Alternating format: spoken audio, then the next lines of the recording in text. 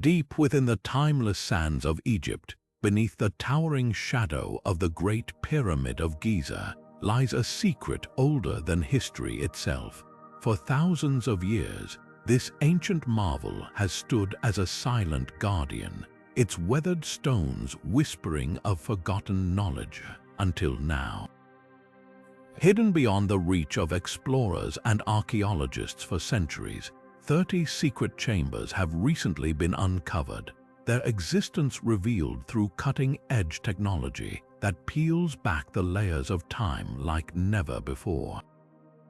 Picture this: laser scans penetrating deep into the pyramid's heart, mapping corridors no human eye has seen since the age of the pharaohs. What untold stories do these hollowed spaces hold? What treasures of knowledge, what echoes of a civilization lost to the ages might still linger in the darkness? This is more than just a discovery, it's a doorway into the unknown. These chambers aren't merely empty rooms, they're time capsules waiting to rewrite everything we thought we knew about the pyramids, their builders, and the purpose behind their construction. Were they burial sites for the elite, sacred spaces for rituals we can hardly comprehend? Or could they hold clues to technologies and wisdom so advanced they defy our modern understanding? The sheer scale of these hidden spaces suggests something monumental, something that challenges the very foundations of Egyptology. And today, we're going to step inside, piece by piece, to unravel their secrets.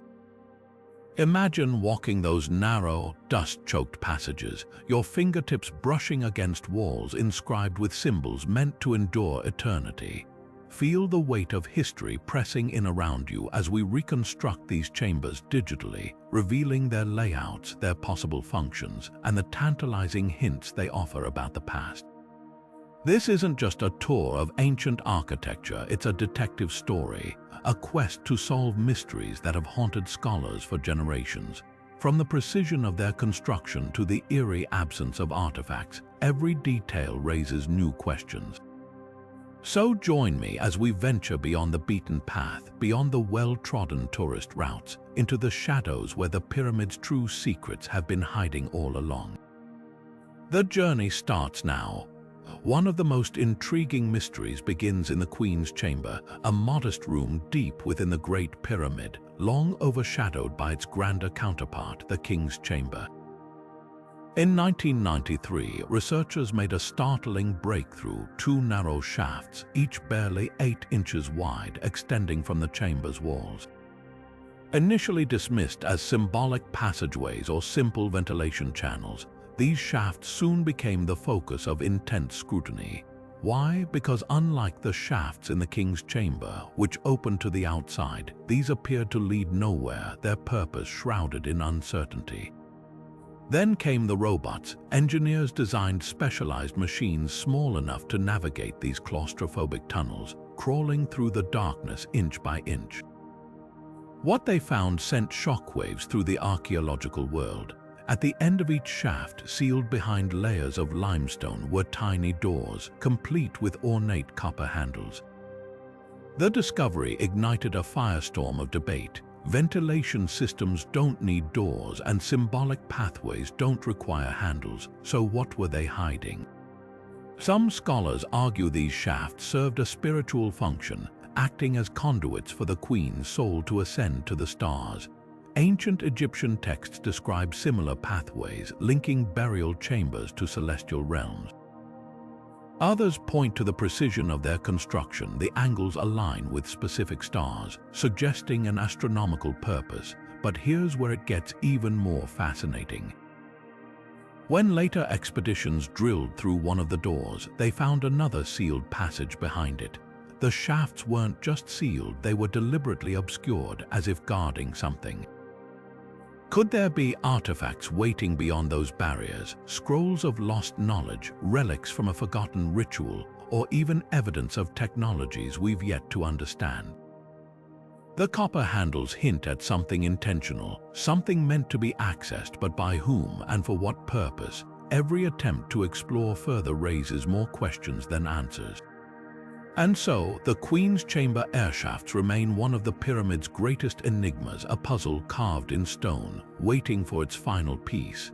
The Jedi project marked a turning point in our understanding of the pyramid's hidden chambers. In 2011, a team of international researchers sent a specially designed robot named Jedi after the magician who served Pharaoh Khufu, creeping through the narrow shaft of the Queen's Chamber. Equipped with a flexible camera able to snake around the first sealed door, it captured images no human had seen in over 4,500 years. What the robot revealed was extraordinary. Behind the door lay a small chamber adorned with hieroglyphs painted in red ochre, a pigment sacred to the ancient Egyptians, often associated with life, power, and the divine. The markings weren't random scribbles, they were deliberate symbols, their meaning still debated today. One prevailing theory connects these symbols to Khufu's burial rites. The red ochre, commonly used in funerary texts, suggests this space might have served as a symbolic checkpoint for the pharaoh's journey to the afterlife. The hieroglyphs themselves appear to include numerals, possibly tally marks, fueling speculation they could be builders' notes or ritual instructions left by the pyramid's architects. But there's another, more tantalizing possibility. The shaft's alignment mirrors the northern sky, home to the circumpolar stars the Egyptians believed were the eternal resting place of their gods. Could these markings be a celestial map guiding Khufu's spirit to the heavens? What makes the Jedi findings even more enigmatic is the chamber's unfinished state. The walls are rough, unlike the polished limestone found elsewhere in the pyramid, and the floor is littered with stone fragments. This wasn't a space meant to be seen, it was functional, hidden, perhaps even abandoned in haste. The contrast between the crude craftsmanship and the precise astronomical alignment raises a provocative question. Was this chamber part of a larger, interrupted design? Some researchers propose these shafts were experimental, early attempts at a concept later perfected in the King's Chamber. Others argue they held a more esoteric purpose, like channeling energy or serving as a resonance chamber for sacred sounds lost to time. The most haunting detail, though, is the second door at the end of this cramped passage. Just like the first, it's sealed shut, its contents still unknown. With current technology unable to explore further without damaging the ancient stone, this tiny chamber remains a frozen moment in history, a puzzle with half the pieces missing. Every clue we uncover only deepens the mystery. Were these markings meant to guide, to protect, or to warn? Until we can peer beyond that final door, the secrets of the Jedi chamber will stay locked away, whispering to us from the shadows of the pyramid's past. In 2017, researchers made a discovery that sent shockwaves through the archaeological community, a colossal, previously unknown void lurking deep within the Great Pyramid.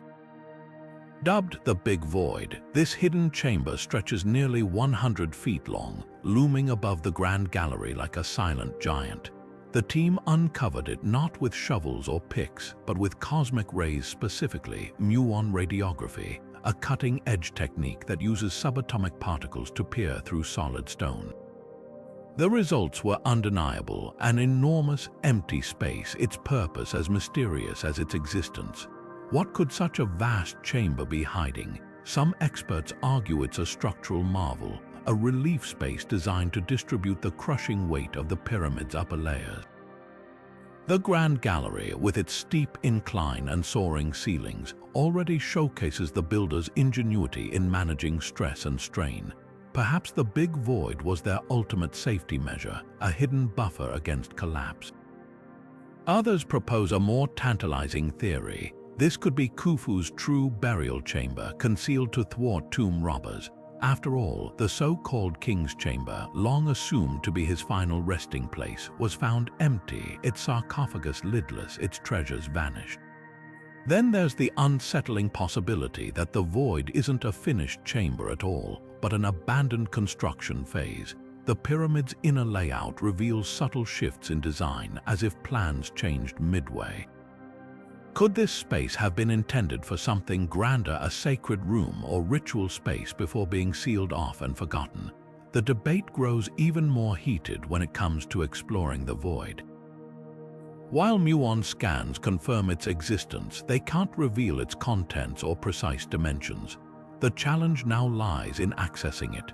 Drilling through the pyramid's core risks damaging irreplaceable history, and no known passages lead there. Some suggest deploying miniature robots, much like the Jedi project, while others advocate for non-invasive techniques yet to be invented. Until then, the big void remains a ghost in the stones, a silent enigma daring us to uncover its secrets. The more we learn, the clearer it becomes. The Great Pyramid still has stories to tell, and they're far from over. Not everyone was convinced by the discovery of the big void. As news of the muon scans spread, a chorus of skeptics emerged, prominent Egyptologists who questioned whether this so-called chamber was just a trick of the data. They argued that muon radiography, while revolutionary, isn't foolproof. Variations in density within the pyramid's limestone could create phantom gaps in the scans, illusions masquerading as chambers. One critic compared it to seeing shapes in clouds, the human mind craving patterns even where none exist. But the Scan Pyramids team stood firm. They countered with meticulous 3D models, painstakingly constructed from multiple scanning techniques that all pointed to the same conclusion. The void wasn't just a blip in the data. It had dimensions, boundaries, a physicality that defied simple statistical error. Picture this, a space the length of a commercial airliner, nestled between the pyramid's iconic galleries.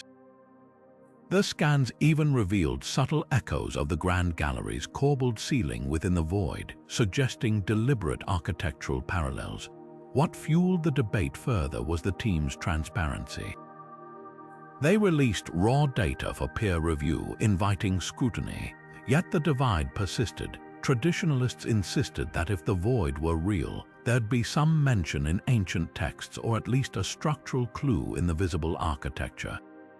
The pyramid's builders recorded everything from labor shifts to the price of onions. Why would they omit a 100-foot chamber?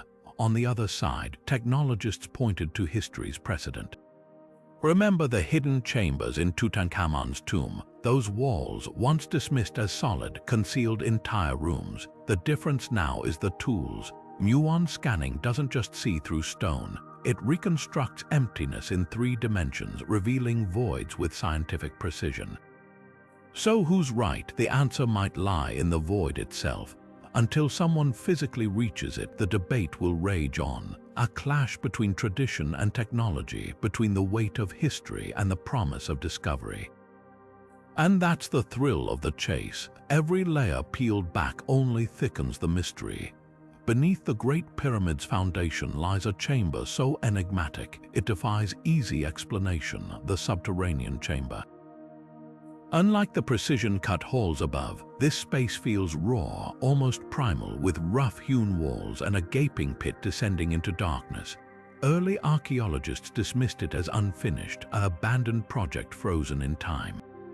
But modern research tells a different story. This pit isn't an accident, it's a deliberate, haunting feature, and its purpose is one of the pyramid's most hotly debated mysteries. One theory ties it to the ancient Egyptian obsession with the underworld. The pit's location, deep beneath the pyramid's sacred geometry, mirrors the Juat, the realm of the dead where souls faced trials before reaching the afterlife. Could this have been a symbolic gateway, a place where priests performed rituals to guide Pharaoh Khufu through the perilous journey? The chamber's jagged walls, so unlike the polished perfection above, might evoke the chaos of the underworld, a stark contrast to the celestial order embodied by the pyramid's apex. Then there's the water hypothesis. Satellite imaging reveals hidden channels near the pyramid, possibly linking to the Nile's ancient floodplains. The pit's depth and irregular shape suggest it might have been designed to channel or measure water, perhaps even mimicking the primordial waters of Nun, the Egyptian concept of creation. Annual floods were the lifeblood of Egypt, and the pyramids' builders may have embedded this sacred cycle into its very foundations. But the most provocative idea: the pit was a decoy. Grave robbers plagued ancient Egypt, and the pyramids' architects knew it. By creating an obvious, ominous shaft beneath the structure, they may have lured thieves away from the real treasures hidden above. After all, why risk climbing narrow passageways when a yawning pit promises easy access only to lead to a dead end? Yet the pit's unfinished appearance raises another question: was it meant to stay this way? Some scholars point to tool marks and abandoned scaffolding, evidence of a project halted mid-construction. Others argue the roughness is intentional, part of a symbolic or functional design we've yet to fully grasp. The truth may lie somewhere in between, a space that evolved, its purpose shifting as the pyramid's grand vision took shape. One thing is certain: the subterranean chamber's pit refuses to be ignored. It's a riddle carved into the earth, challenging our assumptions about the pyramid's design and the minds behind it. Whether a spiritual passage, an engineering marvel, or a cunning trap, its presence reminds us that even the most studied monuments can still harbor secrets waiting to be unearthed. The southern shaft of the Queen's Chamber holds one of the pyramid's most compelling puzzles, the Gantenbrink Door. Named after engineer Rudolf Gantenbrink, who first explored the shaft in 1993 with a custom-built robot, this smooth limestone slab blocks the narrow passage with eerie precision. Unlike the rough-hewn walls around it, the door's surface is polished, almost gleaming, and fitted with two corroded copper handles that gleam dully in the light. But here's what truly ignites curiosity: a small, deliberate gap beneath the slab, barely half an inch tall, as if left for air, or something far more intriguing. What could lie behind this sealed barrier? Some theorists believe it guards physical treasures, scrolls of papyrus inscribed with lost spells from the pyramid texts, or perhaps ritual objects meant to accompany the queen into the afterlife. The copper handles suggest intentional access, a means to open and close the door rather than a permanent seal. Others propose the gap serves a symbolic function, a conduit for the soul's journey, or even a resonance channel designed to amplify sacred chants. The ancient Egyptians were masters of acoustics. Temples like the hypostyle hall in Karnak demonstrate how sound could shape spiritual experience. Could this tiny opening be part of a grander sonic design? Then there's the limestone itself. Analysis reveals it's not local to Giza but quarried from Tura, a site famed for its pure white stone reserved for the most sacred spaces. This wasn't just any slab, it was chosen with care, hinting at the door's significance. And yet, for all its craftsmanship, no inscriptions adorn its surface. The silence is deafening. Why go to such lengths to create a flawless, unmarked barrier unless what it guards was meant to stay hidden? The mystery deepened when later robotic probes revealed something startling. Behind the door lies another chamber, its walls etched with faint red hieroglyphs. The markings resemble builders' notes or ritual numerals, similar to those found in the Jedi Project's discoveries, but without direct access, their meaning remains just out of reach. Plans are now underway to deploy endoscopic cameras slim enough to slip through the gap, their fiber optic lenses capable of capturing high-resolution images without disturbing the ancient stone. If the past has taught us anything, it's that the pyramids refuse to surrender their secrets easily. Every answer unravels three new questions. The Gantenbrink Door stands as a silent sentinel, a test of patience and technology, reminding us that some truths are still waiting in the dark. The north face of the Great Pyramid has long been a quiet corner of the structure, overshadowed by the more famous chambers and shafts until a team scanning the surface in 2023 noticed something unusual. Thermal imaging picked up an unexpected temperature variation behind the pyramid's iconic chevron stones, those massive V-shaped blocks framing the original entrance. The anomaly traced a straight, deliberate line, suggesting something far more than a construction quirk, a hidden corridor untouched for millennia. This discovery sent shockwaves through the Egyptology community.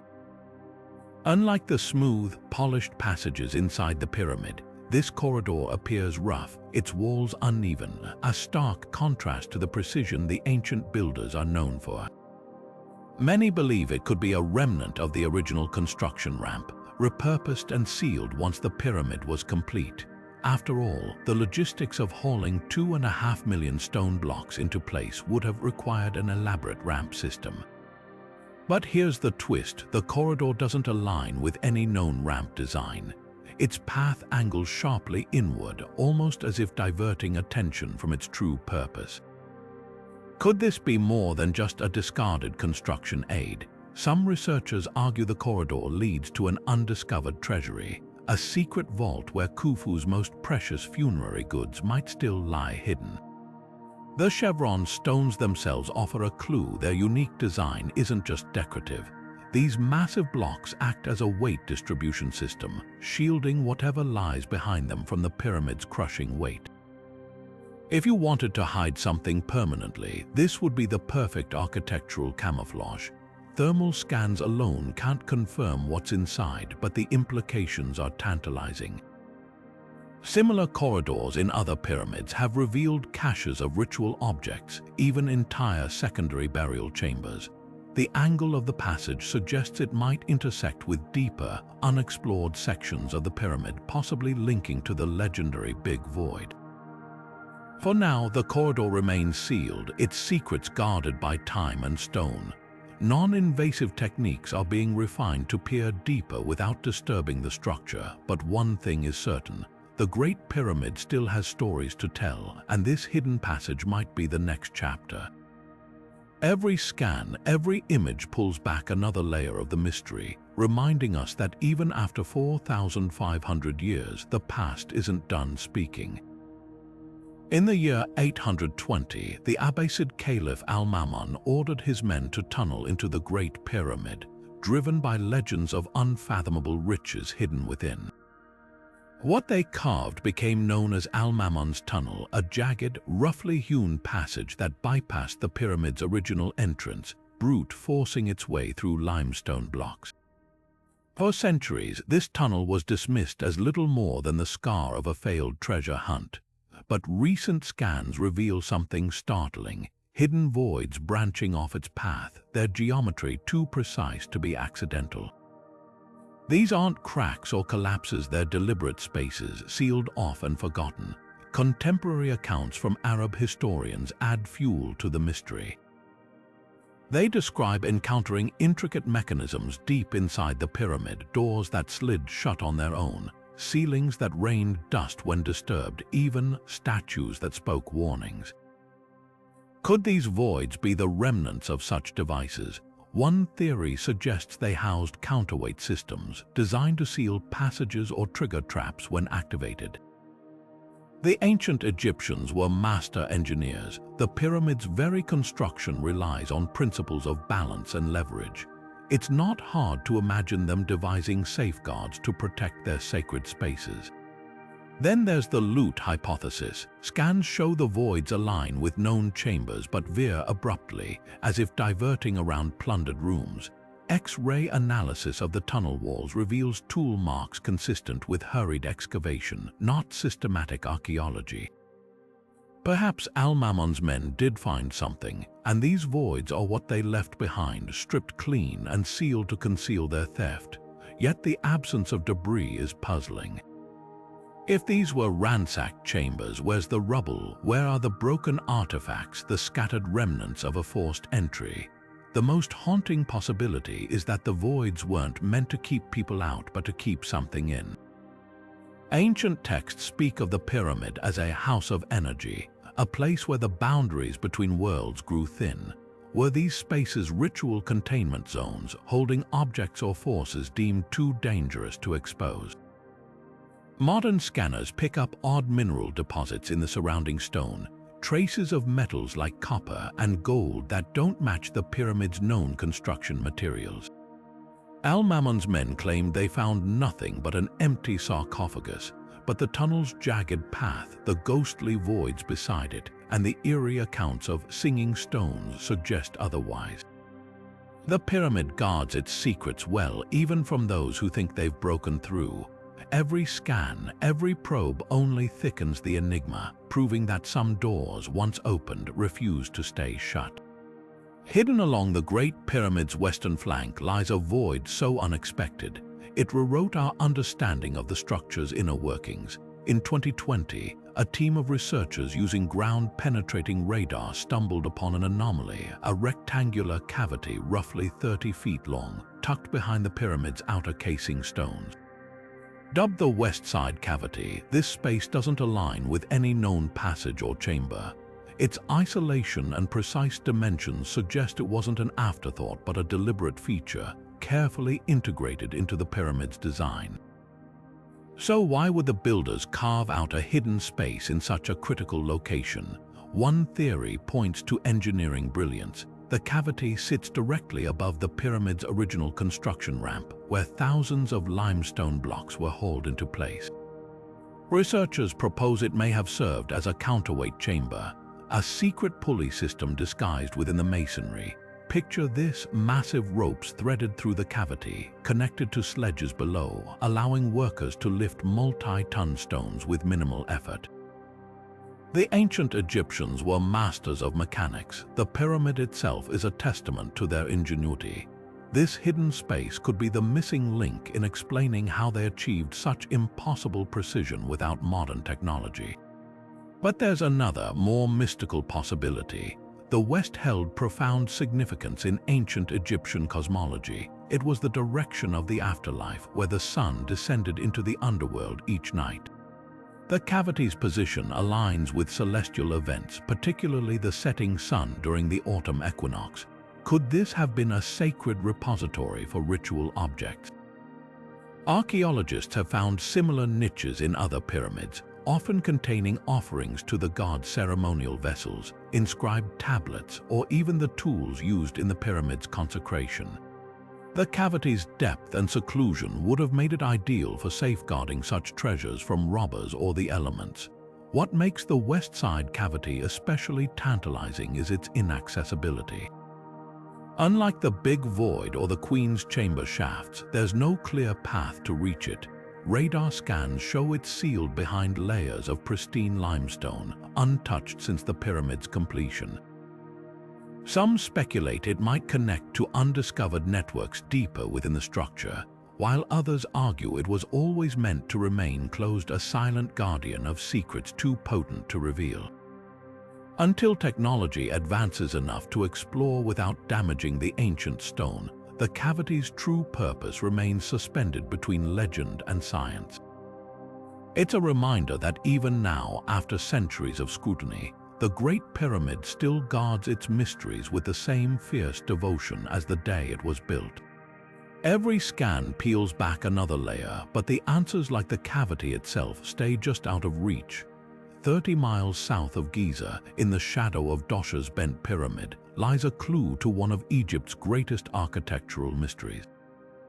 While most attention focuses on the pyramid's famous kinked silhouette, its abrupt change in angle giving it a bent appearance, few know about the hidden chamber tucked high above its burial vault. Discovered during scans in 2019, this cramped, jagged-walled space tells a story of trial and error, of a pharaoh's relentless pursuit of perfection.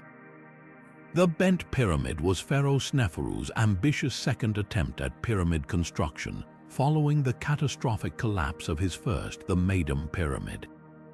Here, in this hidden upper chamber, we see the scars of that learning process. Unlike the smooth corridors of Giza, this room's walls are uneven, hastily finished, with tool marks still visible after 4,600 years. The ceiling beams tilt at odd angles, reinforcing the theory that Sneferu's builders encountered structural stress mid-construction.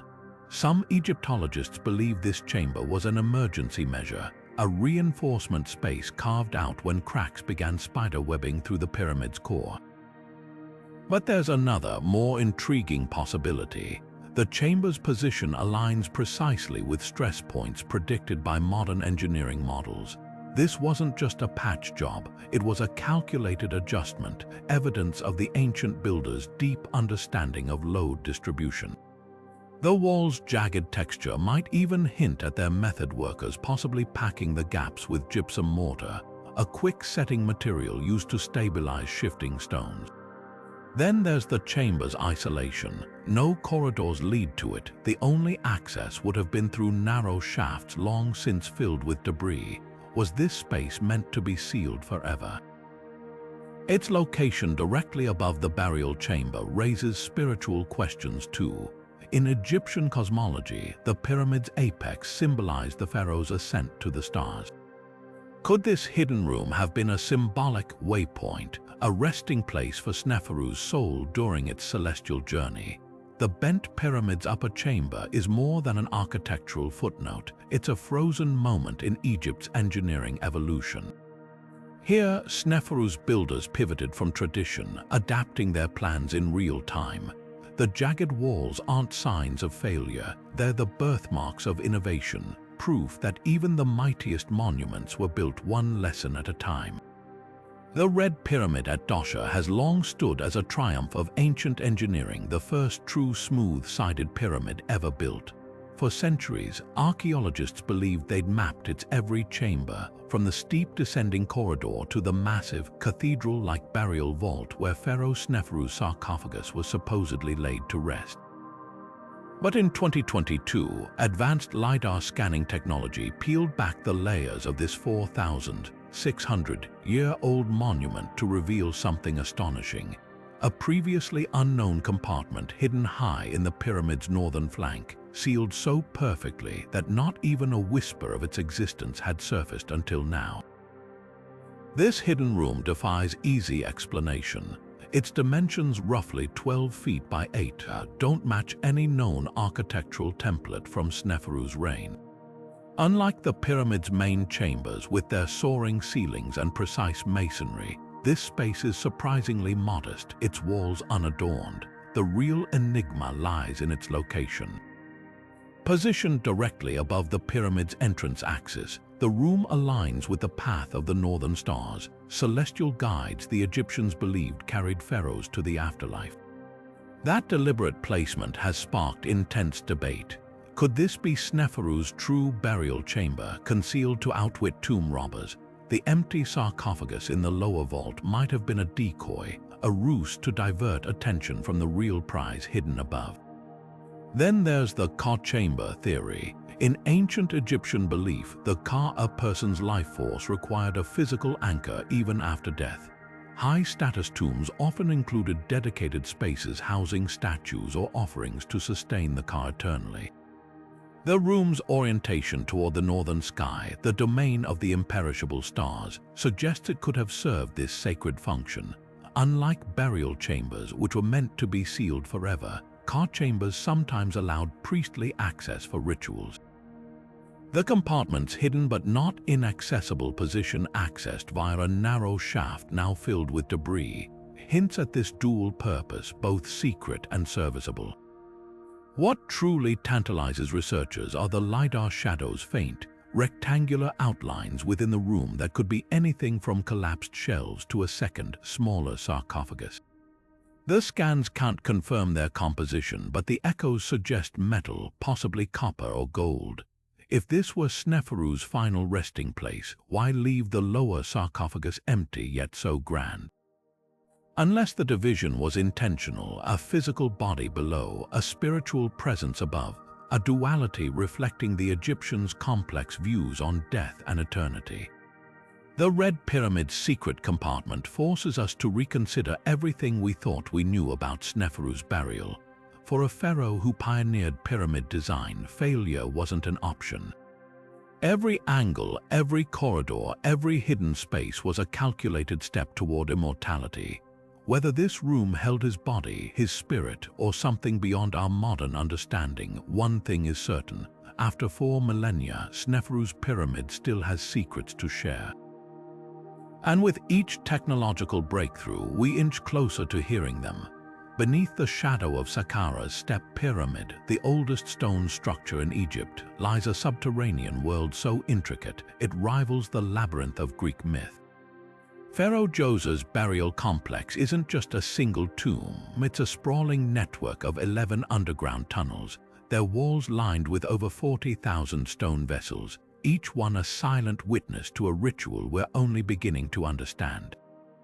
But the real marvel, the chambers adorned with shimmering blue faience tiles, their glazed surfaces mimicking the Nile's life-giving waters, or perhaps the heavens themselves.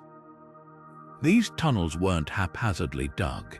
They form a precise grid mirroring the pathways of Djoser's above-ground mortuary temple. Some archaeologists argue they served as storage for funerary offerings, a kind of underground warehouse for the pharaoh's journey into eternity. The sheer volume of stone vessels, many still bearing traces of perfumes, oils, and food residue, supports this. But here's where it gets fascinating. The jars aren't arranged randomly.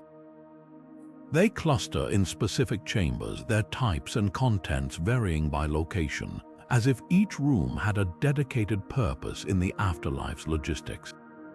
Then there are the blue chambers. The tiles, crafted from quartz and copper to achieve their otherworldly hue, depict reed mats and river motifs, symbols of creation and rebirth. Step inside one of these rooms, and it's easy to see why researchers believe they were designed as cosmic maps. The ceiling's lost to time, but fragments suggest it once sparkled with gold stars, transforming the space into a microcosm of the night sky. For Djoser, these tunnels may have been more than a tomb. They were a conduit, a place where the boundaries between Earth and the celestial realm blurred. But the labyrinth holds darker mysteries too. Deep in its eastern branch, excavators found a series of sealed doorways, their thresholds dotted with tiny holes, likely sockets for wooden beams that once barred entry. Were these vaults meant to safeguard treasures or to imprison something? The tunnels branch abruptly in places, doubling back on themselves like a trap. Even the workmen who built them left behind makeshift lamps and tools, as if fleeing in haste. The most haunting discovery, a solitary footprint preserved in the dust of a side chamber, its size and stride matching the stature of an adult male. Was this a builder's final mark, a priest's clandestine visit, or something more enigmatic? The pyramids may guard their dead, but Djoser's labyrinth whispers of the living of hands that carved these passages, of rituals performed in the flickering torchlight, of a pharaoh's desperate grasp at immortality. Every jar, every tile, every turn in the dark is a question waiting to be answered. Just 30 miles south of the Giza Plateau, a haunting relic rises from the sands, the unfinished pyramid of Zoyat el-Aryan. Its jagged silhouette, a stark contrast to the polished perfection of its famous neighbors, tells a story of ambition cut short. But beneath this abandoned monument lies something even more compelling. A subterranean chamber so enigmatic, it's fueled whispers of a missing pharaoh for over a century.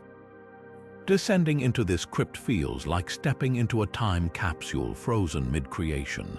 The chamber's walls lined with rare red granite, a material reserved for Egypt's most sacred spaces, bear the scars of interrupted labor.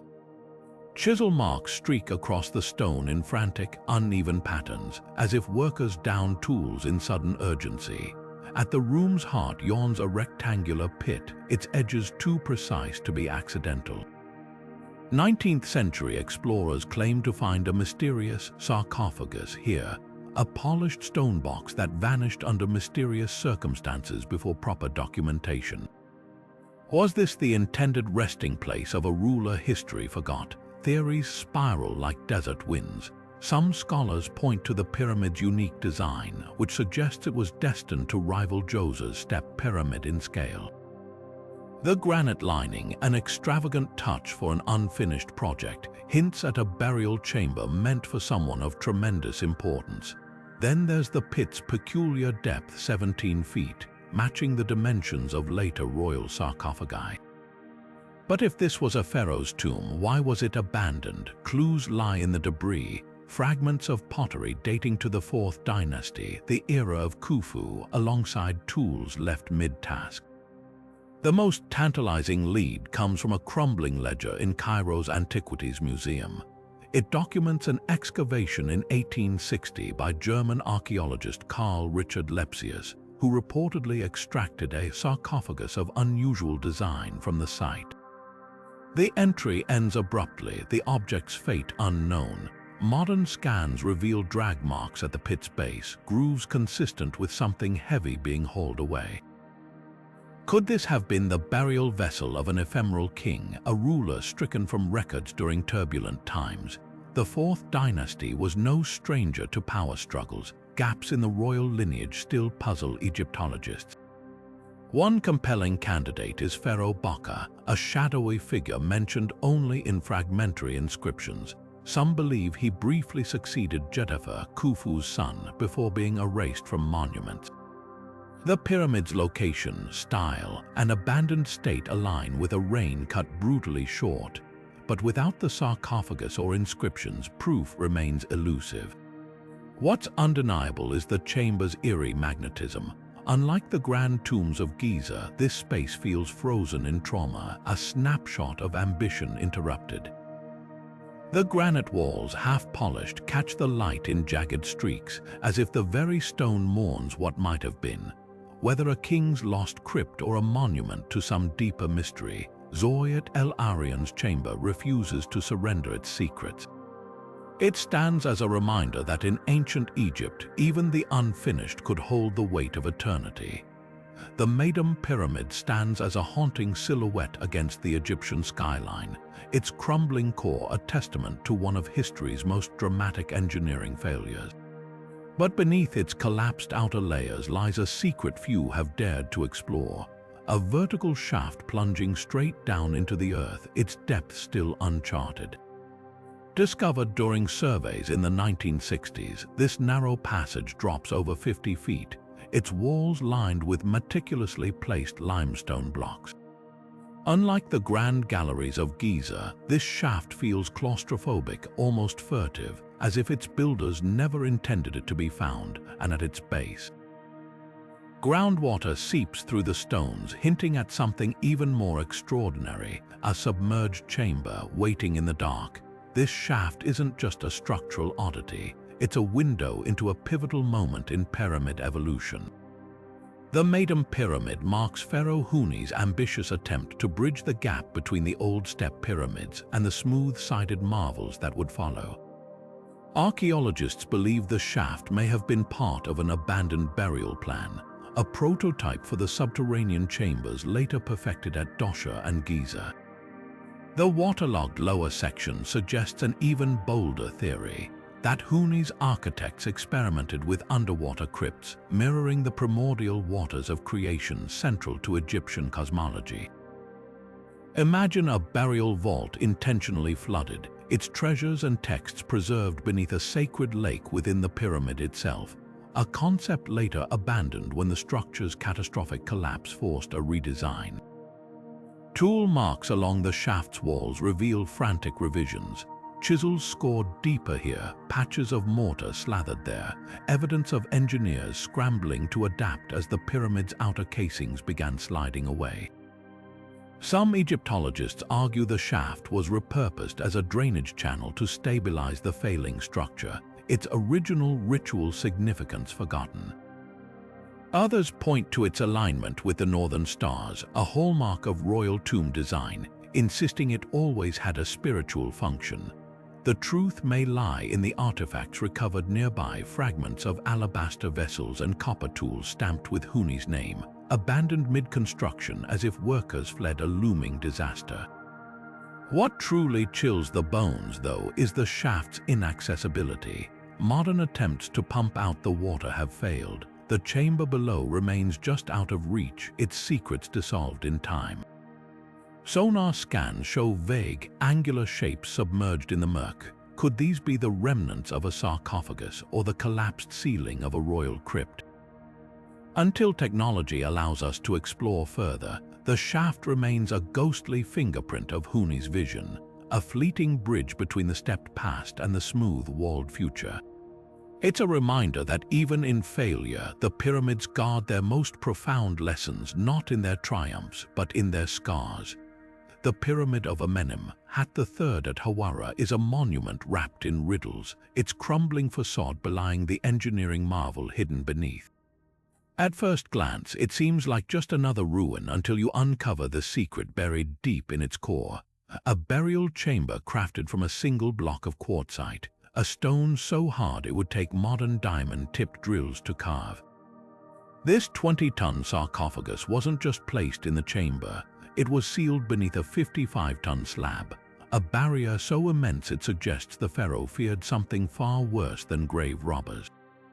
Herodotus, the Greek historian who wandered Egypt in the 5th century BCE, left behind a tantalizing clue. He described Hawara's pyramid as a labyrinth, surpassing even the pyramids, with 3,000 rooms half underground, half above. For centuries, scholars dismissed this as exaggeration until ground-penetrating radar revealed a sprawling network of corridors beneath the sands, their grid-like precision matching Herodotus' account. The scans showed chambers stacked like honeycombs, some flooded by groundwater, others eerily intact. But here's the twist: the radar can't penetrate the quartzite vault. Whatever lies inside that stone cocoon remains shielded, even from modern technology. Why such extreme measures? Quartzite wasn't just durable, it was sacred. The Egyptians believed it held cosmic energy, a conduit between the living and the dead. The slab's weight, combined with the labyrinth's complexity, suggests Amenem, Hat wasn't just building a tomb, he was constructing a fortress for his soul. Some Egyptologists argue the labyrinth served a dual purpose: to confuse thieves and to mirror the winding path through the underworld, where each turn represented a trial for the pharaoh's spirit. Others point to the pyramid's alignment with the Nile's annual flood. Its chambers may have been designed to channel water, symbolizing the rebirth Amenem, Hat sought in the afterlife. The most haunting detail, the labyrinth's layout. Unlike the precise symmetry of later pyramids, Hawara's corridors zigzag unpredictably, doubling back on themselves like a trap. Modern excavators have found evidence of sealed doorways and false walls, some still bearing the fingerprints of the workers who hastily concealed them. Whether these were decoys or protective measures remains unclear, but one thing is certain: Amenem Hat's architects wanted to ensure that anyone who breached the outer layers would never reach the heart of the maze. As for Herodotus' 3,000 rooms, the truth may lie somewhere between myth and reality. Radar confirms at least several hundred chambers, many too small for human occupation. Were these storage for offerings, barracks for guardian spirits? The sheer scale suggests a function beyond mere storage, perhaps a physical manifestation of the celestial bureaucracy Amenem Hat expected to navigate in the afterlife. Until we can safely explore the waterlogged depths, the labyrinth keeps its secrets, a stone puzzle waiting for its final piece. Beneath the pyramid of Senusret II at El Lahan, a network of limestone tunnels winds through the earth like veins in stone. Channels so precisely cut, they were long mistaken for mere drainage systems. But water alone doesn't explain the care taken here. The walls, smoother than any functional drain would require, curve in deliberate arcs, their surfaces etched with faint symbols only visible under angled light. These aren't the haphazard gouges of runoff management, they're pathways sculpted with intent. And at their terminus, just beyond the pyramid's northern face, lies a crumbling shrine dedicated to Anubis, the jackal-headed god who guided souls to the afterlife. The connection is too stark to ignore. The tunnel's design reveals layers of meaning. Unlike the straight, utilitarian drains found beneath other pyramids, these passages twist and turn, mirroring the winding routes described in funerary texts.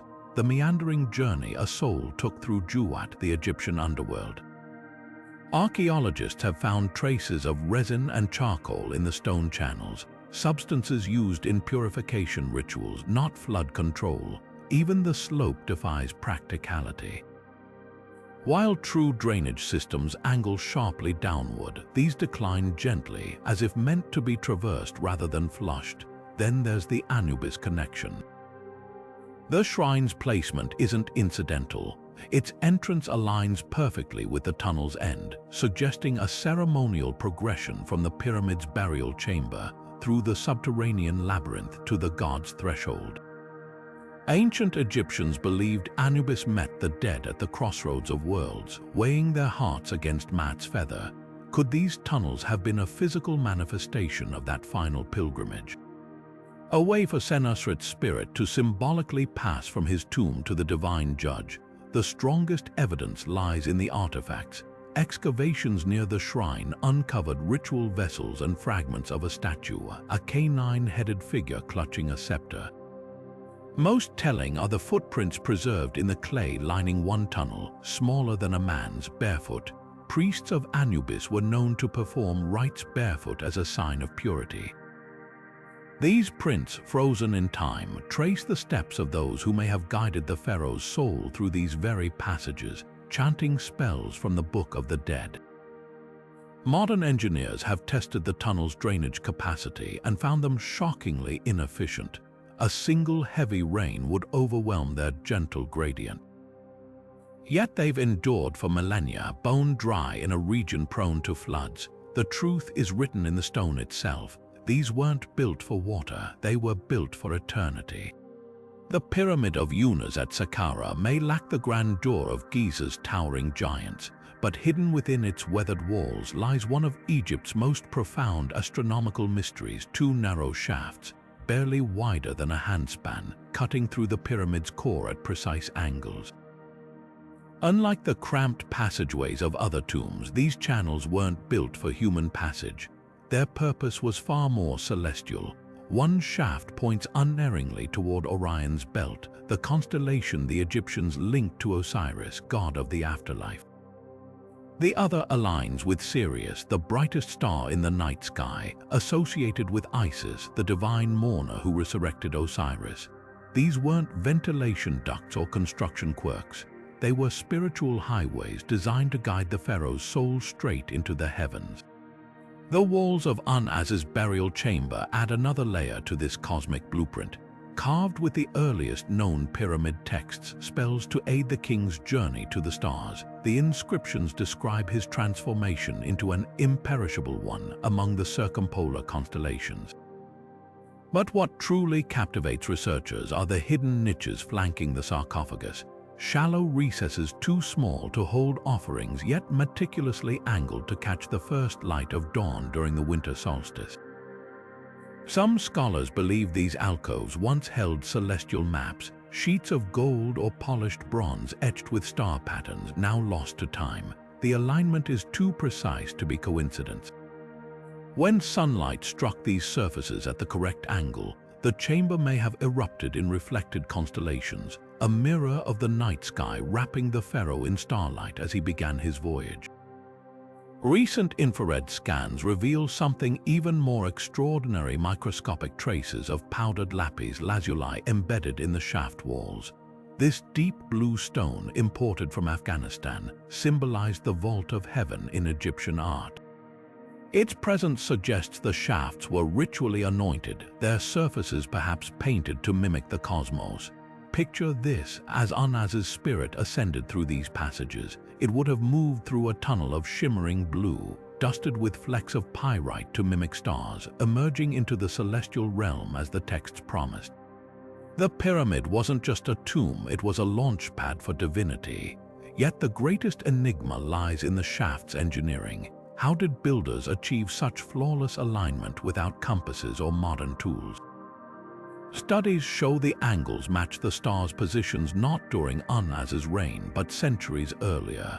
This implies the knowledge was ancient even to the 5th dynasty, passed down through generations of astronomer priests.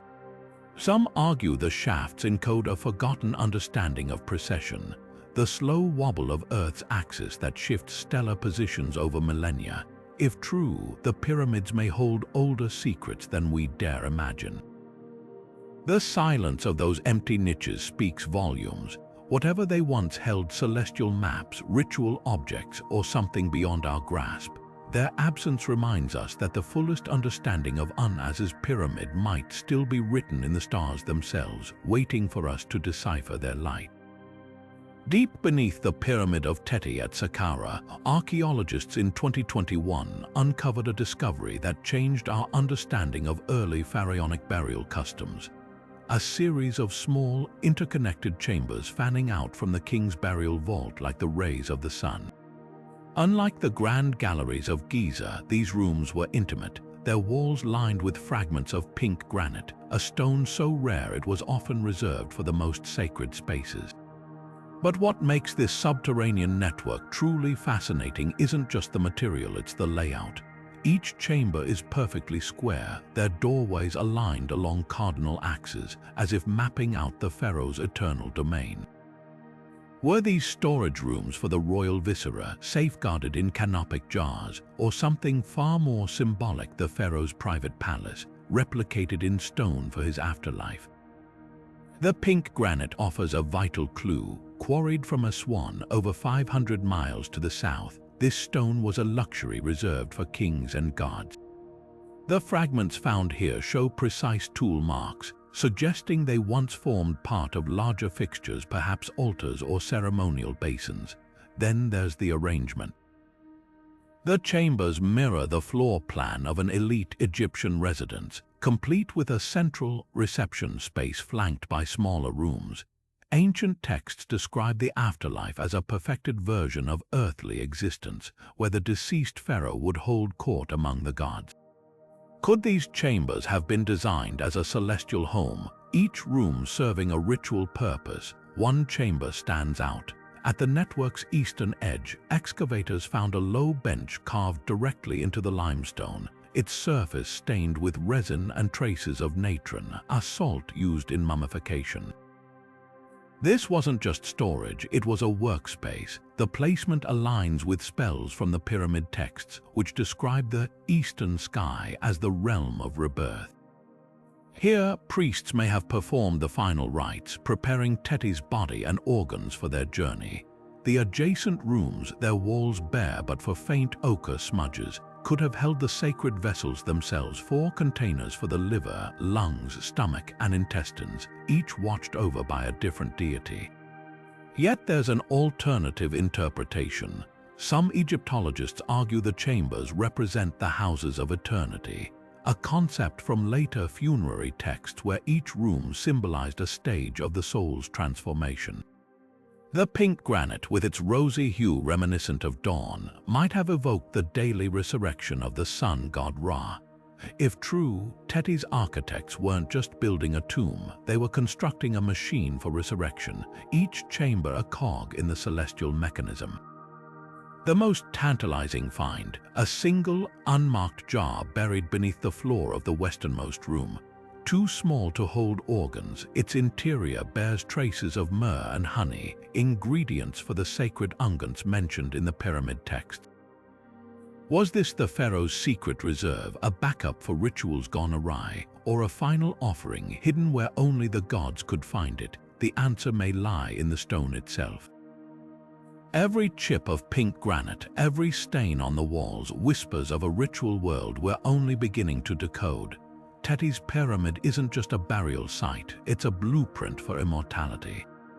Beneath the crumbling ruins of Pepi II's pyramid at Saqqara, modern technology has revealed a chilling anomaly, a hidden chamber submerged in groundwater, its outline eerily mirroring the design of the famed Osiris shaft.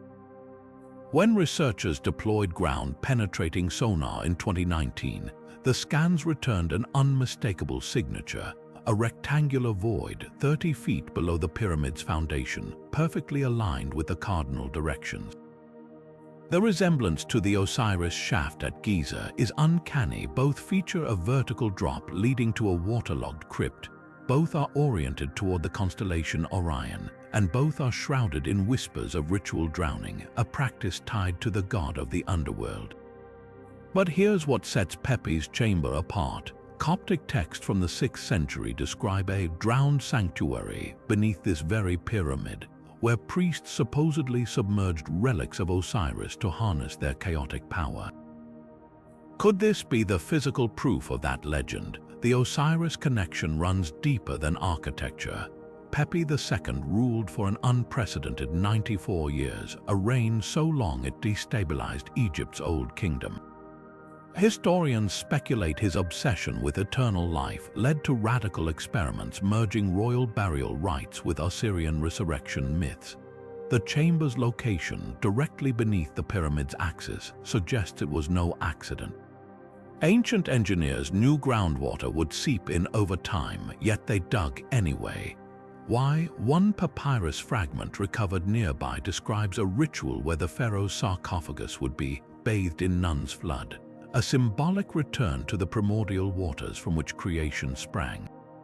The sonar shadows reveal objects clustered at the chamber's center, possibly stone chests or statues, their shapes too regular to be natural formations. Then there's the Coptic account, written centuries after Egypt's conversion to Christianity. It speaks of a blackened effigy plunged into the pyramid's depths to silence its dreams that madden men. Scholars long dismissed this as fanciful anti-pagan propaganda, but recent scans show traces of oxidized metal in the chamber, possibly copper or bronze. The description matches known Osiris figurines, which were often ritually damaged to release their divine essence.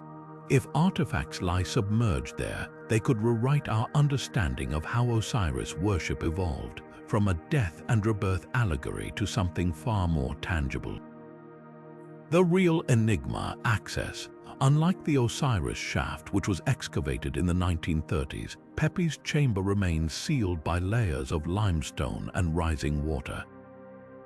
Drilling risks collapsing the pyramid's fragile substructure, leaving researchers to rely on muon tomography, a slow, painstaking process. Every new scan adds detail, a recessed niche here, what might be steps descending there. The more we learn, the clearer it becomes. This isn't just a tomb. It's a time capsule of desperation, a pharaoh's final gamble to cheat death by binding his legacy to the gods themselves. Until technology allows us to breach those flooded halls, the chamber keeps its secrets, a silent witness to the lengths humanity will go to conquer oblivion. The Pyramid of Amenem, Hat I at Lisht, holds a secret that blurs the line between deception and devotion, a lavish, fully furnished burial chamber that was never meant to hold a king. At first glance, this underground vault appears every bit the royal tomb, its walls adorned with intricate spells from the pyramid texts, its alcoves stocked with alabaster jars and gilded statues. But when archaeologists pressed deeper, they uncovered the truth. This was an elaborate ruse. Beneath the false floor, hidden behind a meticulously placed slab, yawned a vertical shaft plunging another 40 feet into the bedrock. The real burial chamber lay far below, its entrance concealed with such care that it eluded discovery for millennia. Why go to such lengths? The answer might lie in Amenemhat's turbulent reign. Historical records describe his assassination, a coup orchestrated by his own guards, and the chaos that followed. His architects may have designed this decoy to protect his true resting place from vengeful successors or grave robbers. The false chamber's contents tell a haunting story. Among the offerings was a shattered ushabti, its face deliberately defaced, a practice often linked to curses meant to bind enemies in the afterlife.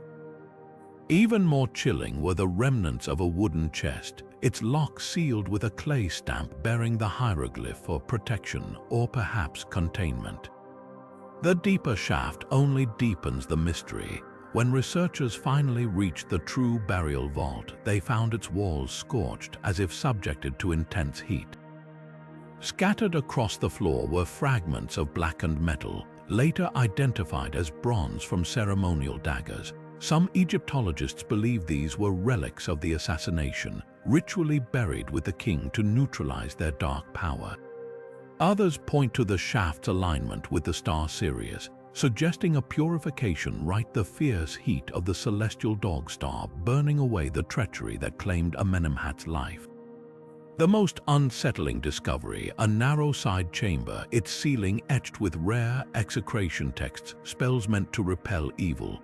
Inside lay a single mummified falcon, an avatar of Horus, the god of kingship, wrapped in linen stained with resin and myrrh. The bird's talons clutched a papyrus scrap inscribed with a plea, "Let what was done in darkness stay buried." Whether this was a desperate prayer or a warning, the message is clear. Some secrets were never meant to be unearthed. Amenemhat's architects didn't just build a tomb, they built a trap for history itself. The reconstructed white chapel of Senusret I at Karnak seems at first glance to be a pristine monument to piety, a gleaming limestone shrine celebrating the pharaoh's devotion to Amun-Ra. But beneath its polished facade lies a secret that ties this sacred space to one of Egypt's most unsettling rituals. Hidden within the chapel's foundation, builders left a series of narrow compartments so carefully concealed that they went unnoticed until modern restorers began dismantling the structure stone by stone. Inside one of these cavities, researchers found fragments of gilded electrum, a material often reserved for pyramidions, the sacred capstones that crowned Egypt's most important monuments. The discovery sent shivers through the Egyptology community. If this was Senusret's original pyramidion, why hide it in a chapel's foundation rather than place it atop his pyramid at Lisht? The answer might lie in the chapel's inscriptions, particularly the so-called cannibal hymn, a cryptic text etched into its walls. On the surface, it's a hymn to royal power, describing the pharaoh's divine right to consume the gods themselves. But the metaphors here are visceral, almost grotesque. He cooks their souls in his cauldron, their essence feeds his eternal reign. Some scholars interpret this as ritual symbolism, a poetic expression of the king absorbing divine authority.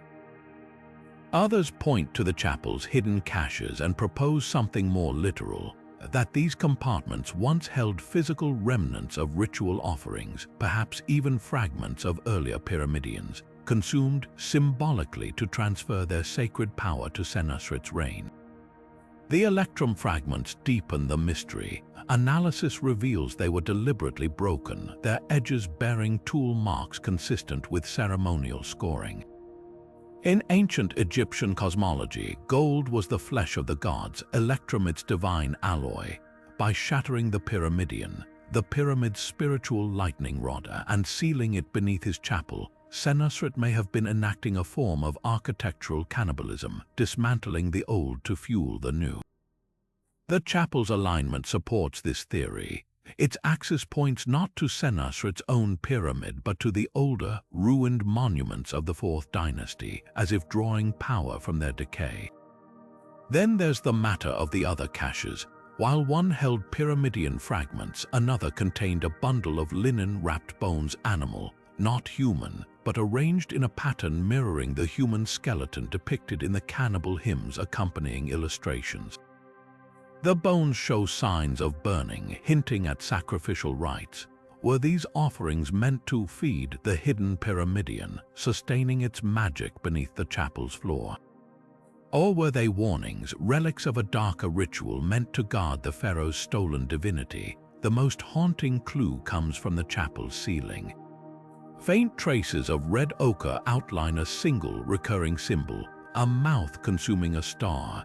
It's a motif found nowhere else in Egyptian art, but it echoes the hymn's most chilling line: "The king devours the sky, and the sky does not protest." Whether metaphor or manifesto, the message is clear. Senusret's chapel wasn't just a place of worship, it was a silent feast, a monument to the hunger for eternity. And buried in its bones, the pyramidion waits not to crown a pyramid, but to dissolve into myth.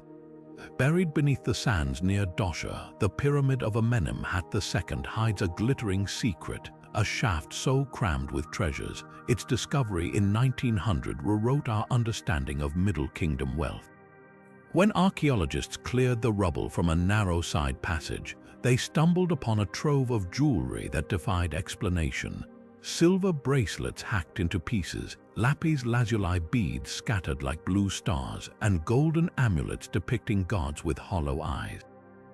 This wasn't the orderly burial of a queen or the plunder of grave robbers.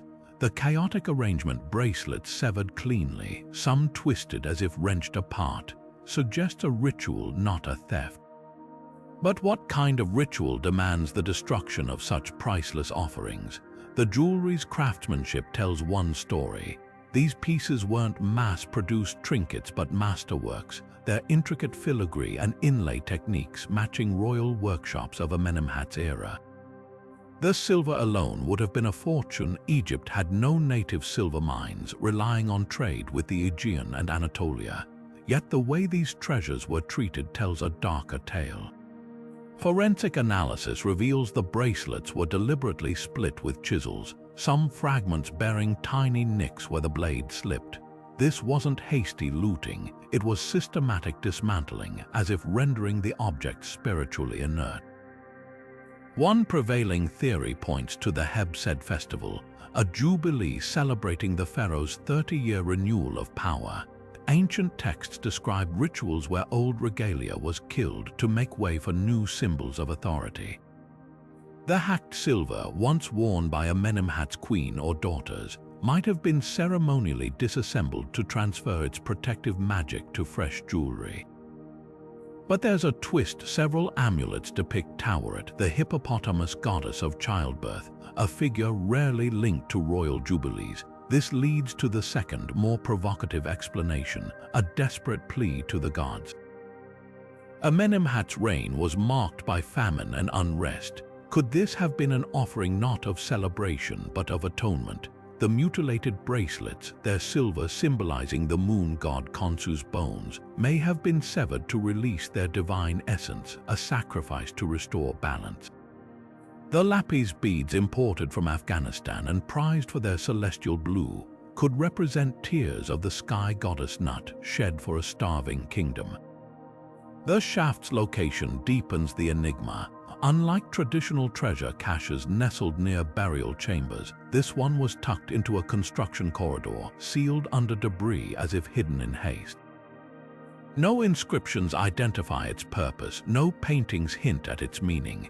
Only the jewelry remains, whispering of a moment when gold and silver became not symbols of power, but currency for divine mercy.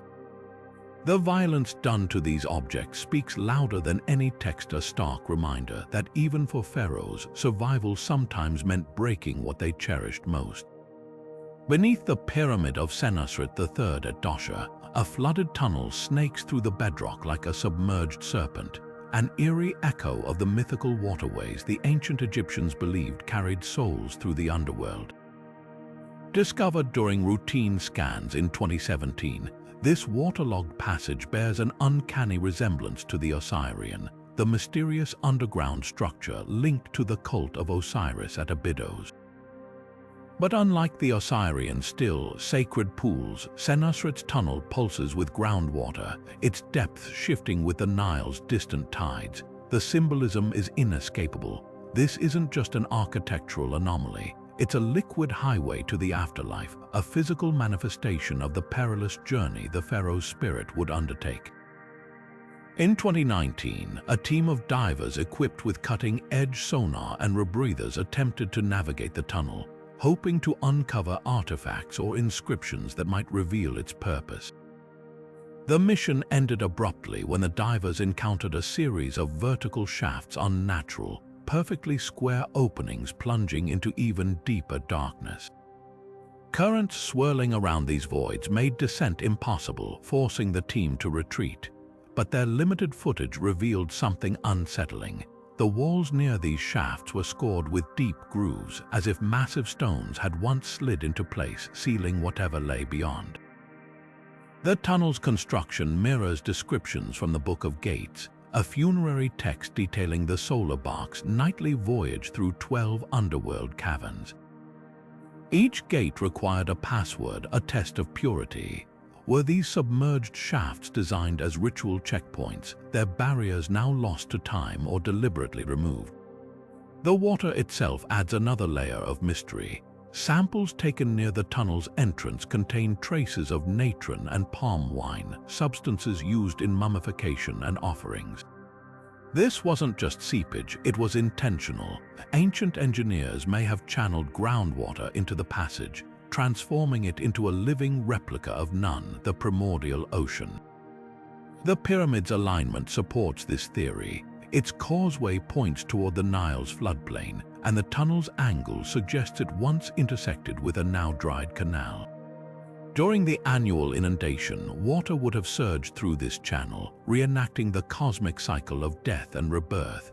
But the most haunting clue lies in the artifacts left behind. Near the aborted dive site, archaeologists recovered a fragmented ushabti, a servant figurine carved from rare ebony.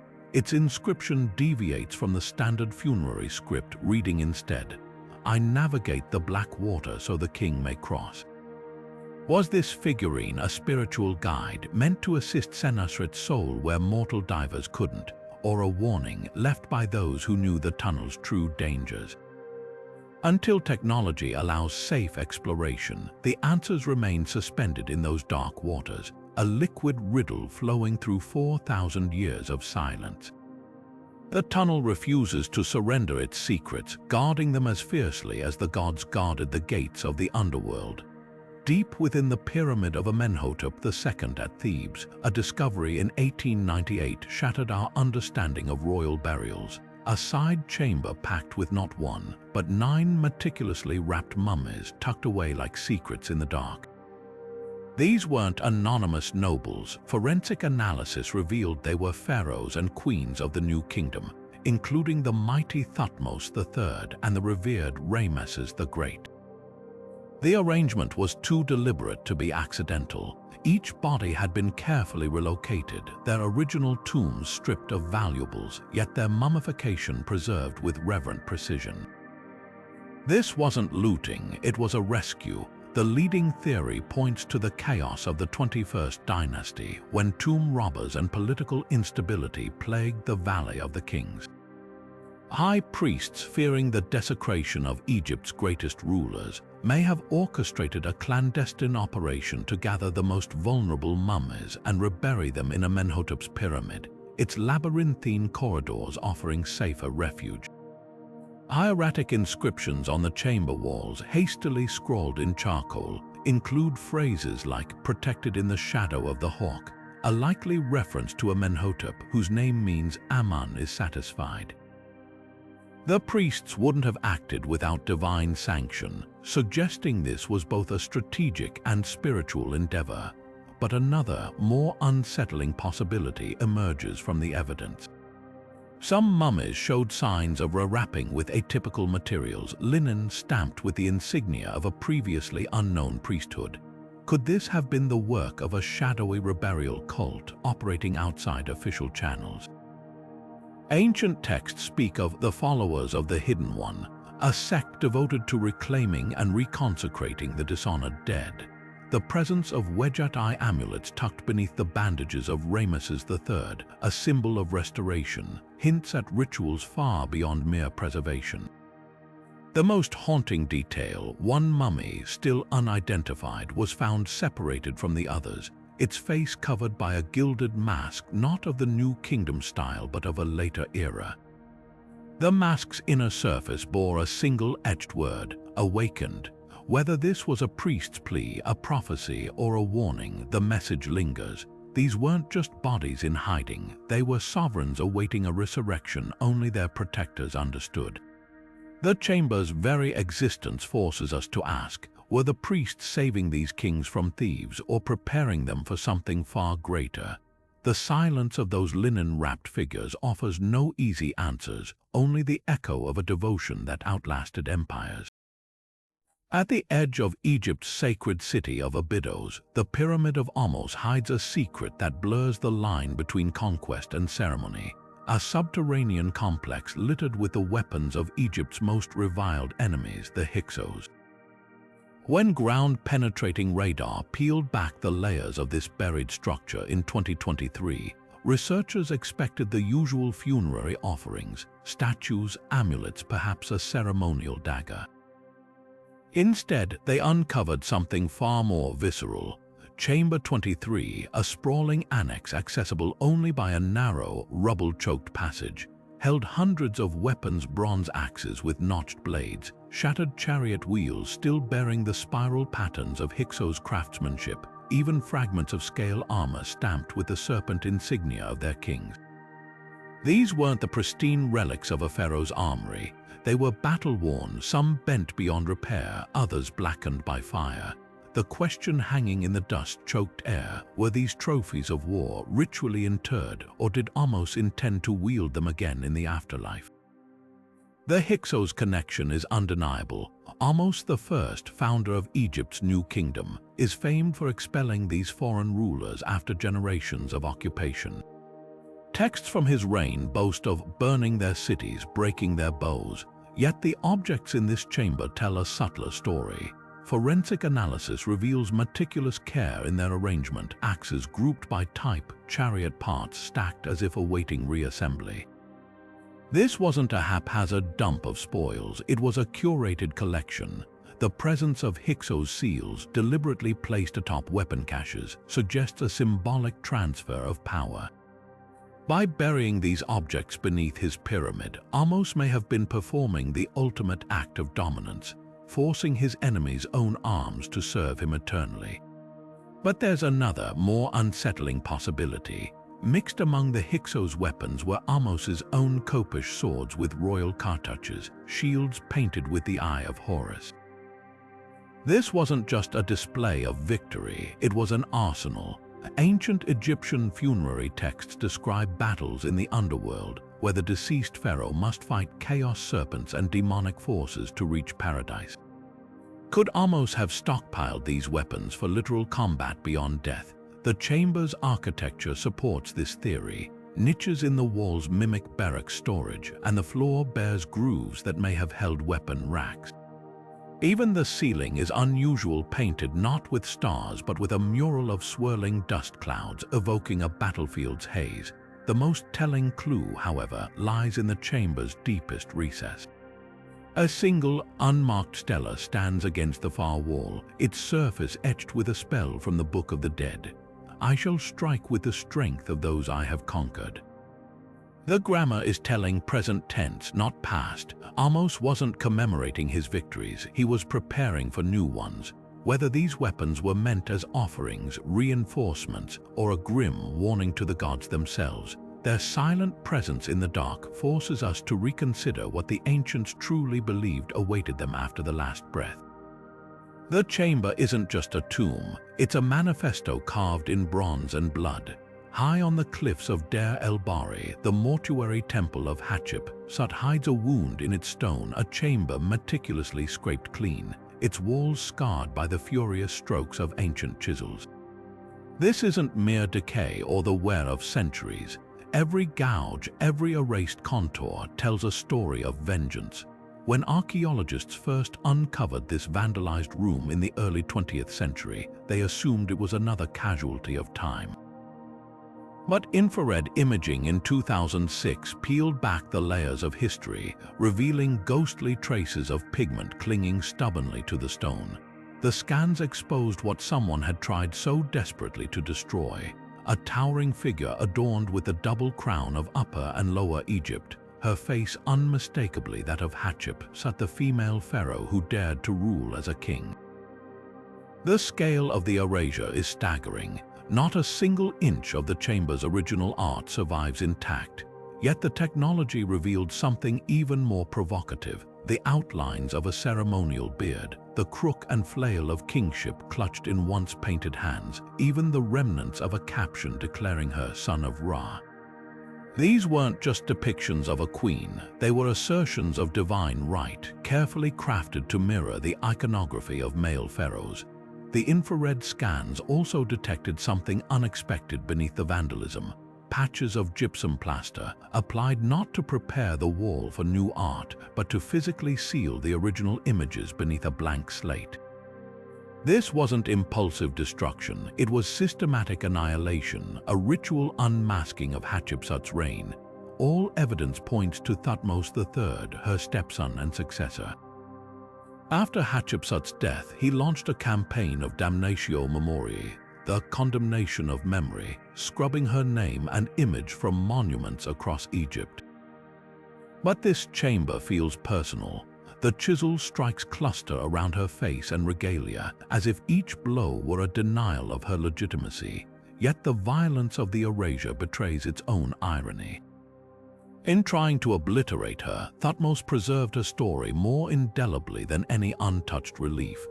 The very act of destruction created a kind of negative image, a shadow kingdom where Hatshepsut's presence lingers in the empty spaces. The infrared data offers another tantalizing clue. Faint traces of blue pigment, a hue reserved for depictions of gods, cling to the ceiling's carved stars. This suggests the chamber wasn't just a memorial but a sacred space, perhaps where Hatshepsut's spirit was meant to commune with the celestial deities. If true, Thutmose's vandalism wasn't merely political, it was theological, an attempt to sever her connection to the divine. The plaster then becomes a kind of spiritual quarantine, smothering her claim to immortality. Modern Egyptologists still debate the motives behind the erasure. Was it resentment over Hatshepsut's decades of rule while Thutmose waited in the wings? A reactionary purge to restore patriarchal tradition, or something more complex, a negotiation of power dressed as condemnation? The chamber's ruins refuse to yield easy answers. But the infrared scans ensure one truth endures. Even in absence, Hatshepsut remains. Her image whispers through the stone, a testament to the pharaoh who bent history to her will, and the stepson who discovered that some legacies cannot be chiseled away. The erased chamber isn't just a monument to loss, it's a mirror reflecting the paradox of memory. To destroy is to remember, to silence is to amplify. And in the end, the stone always keeps its secrets. At the heart of Amarna's ruins, nestled within the fractured remains of Akhenaten's revolutionary vision, lies a chamber so charged with solar symbolism that its walls seem to vibrate with the echoes of a lost religion. Chamber 25, an unassuming space devoid of the usual hieroglyphs or royal cartouches, holds a secret etched not in stone but in light itself. The floor, once coated in a now faded golden pigment, is scored with precise radiating lines, a stone-carved sunburst mirroring the rays of Aten, the sun disk Akhenaten worshipped as the one true god. But it's the chamber's alignment that chills the spine. Its lone eastern window frames the exact point where the sun would have crested the horizon during the summer solstice, flooding the room with a blaze of light that would have ignited the painted rays into a temporary inferno. This wasn't just a room, it was a celestial instrument, a sacred stage for the daily rebirth of the divine. Hidden within the walls, archaeologists found a series of narrow niches too shallow for statues, yet perfectly sized to hold thin, polished tablets of quartz or mica materials known to refract light with prismatic intensity. The Amarna letters, those clay tablets documenting diplomatic correspondence from Akhenaten's reign, contain cryptic references to tablets that catch the sun's tongue, gifted to foreign allies as talismans. Could these niches have housed such objects, their surfaces etched with hymns to Aten, designed to scatter the solstice light into dancing spectrums across the chamber? The absence of the tablets themselves speaks volumes. When Akhenaten's city fell, his monuments were dismantled with methodical fury. Yet the niche's untouched edges suggest whatever they held was removed carefully, possibly hidden rather than destroyed. The chamber's most haunting feature is its silence. Unlike traditional Egyptian sacred spaces, clamorous with inscriptions, this room whispers. The only markings are faint red ochre dots clustered near the ceiling star maps, so simplified they reduce the night sky to its barest essence, as if Akhenaten's priests sought to erase all celestial bodies but the sun. Even the airshaft, a feature common in solar-aligned structures, is conspicuously absent. This was a space where darkness was not just banished but ritually excluded, where the sun's arrival wasn't celebrated as an event but revered as a singularity. Modern reconstructions reveal the chamber's true genius. The angle of the window, the curvature of the painted rays, even the texture of the original plaster, were calibrated to transform the solstice sunrise into a cascading wave of light that would have traveled from floor to ceiling over 20 minutes, a slow-motion reenactment of Aten's daily journey. For Akhenaten, light wasn't a metaphor, it was flesh, divinity made visible. The niches, the floor, the empty spaces where priests might have stood, all were components of a machine designed not to worship the sun but to become it. And in that silent, golden room, for a fleeting moment each year, they succeeded. Deep within the sun-scorched cliffs of Abu Simbel, the Pyramid of Ramses II guards a chamber where sound defies the ages, a perfectly engineered echo room where whispers transform into the booming voice of Osiris himself. Carved into the heart of the mountain, this sacred space wasn't just a tomb or temple. It was an acoustic marvel, a place where the boundary between the mortal and divine dissolved into reverberation. Step inside, and even the softest murmur ricochets off the polished walls with unnatural clarity, amplifying into a chorus that seems to emanate from the stone itself. The effect isn't accidental. Every angle, every curve of the chamber's limestone walls was calculated to manipulate sound waves, creating the illusion that the gods were speaking directly to initiates. The ritual use of this space was discovered in fragments of temple texts describing the trials of the voice, a harrowing initiation where priests in training would stand at the chamber's focal point, whispering confessions or prayers. The echoes, distorted by the room's geometry, would return to them not as human speech but as deep, resonant tones deliberately mimicking the mythical voice of the underworld described in the Book of the Dead. Archaeologists found traces of bronze discs embedded in the ceiling, their surfaces etched with harmonic scales, suggesting the priests may have fine-tuned the acoustics further by adjusting these ancient sound mirrors. In 2018, a team of audio engineers and Egyptologists conducted the first full resonance scan of the chamber, mapping its acoustic fingerprints with laser precision. What they uncovered was staggering. The room's dimensions create a standing wave at precisely 65 Hz, a frequency known to induce trance states in ritual settings. Even more astonishing, when chants from the great hymn to Osiris were reproduced at this pitch, the echoes lasted nearly 12 seconds, wrapping around the listener like an invisible embrace. The scans also revealed hidden niches along the walls, their openings too narrow to see but perfectly sized to trap and refract specific sound frequencies. This wasn't just architecture, it was a fourth-dimensional instrument designed to alter consciousness as much as to impress the ear. The chamber's genius lies in its duality. By day, it served as a ceremonial space where Ramses's priests could converse with the gods. But at dawn, during the biannual alignment where sunlight pierces the temple's inner sanctum, the acoustics shift dramatically. The sudden warmth alters the air density, causing the echoes to warp into cascading harmonics, a phenomenon the ancient texts called the mourning of the voices. Modern researchers suspect this was no happy accident. The chamber's alignment with the solstice sun, combined with its acoustic properties, suggests the Egyptians understood principles of sound physics millennia before formal science gave them names. Yet the echo room guards one final secret. Beneath the main floor, seismic scans detected a narrow, water-filled shaft descending into bedrock. Its purpose remains unknown, but when researchers lowered a hydrophone into its depths, they picked up faint vibrations, not from the temple above, but from the earth itself. The shaft resonates at the same frequency as the chamber, as if the entire mountain were humming in tune. Whether this was a spiritual metaphor made literal or an undiscovered natural phenomenon harnessed by the ancients, the message is clear. In Ramses's echo room, the stones still speak. And if we listen closely, they might just reveal how deep the wisdom of the pharaohs truly goes. Beneath the sands of Saqqara, inside the Pyramid of Merinna, archaeologists uncovered a chamber that defied every expectation. A macabre stockpile of over 2,000 mummified ox legs, each meticulously wrapped in linen and sealed with resin. The sheer volume is staggering, limbs stacked like cordwood, their bandages still bearing the faint stains of sacred oils, their bones preserved with the same reverence reserved for pharaohs. This wasn't mere food storage or a butcher's discard pile. The careful arrangement, each leg aligned to point north toward the circumpolar stars, reveals a ritual so profound, it bridges the gap between the earthly and the divine.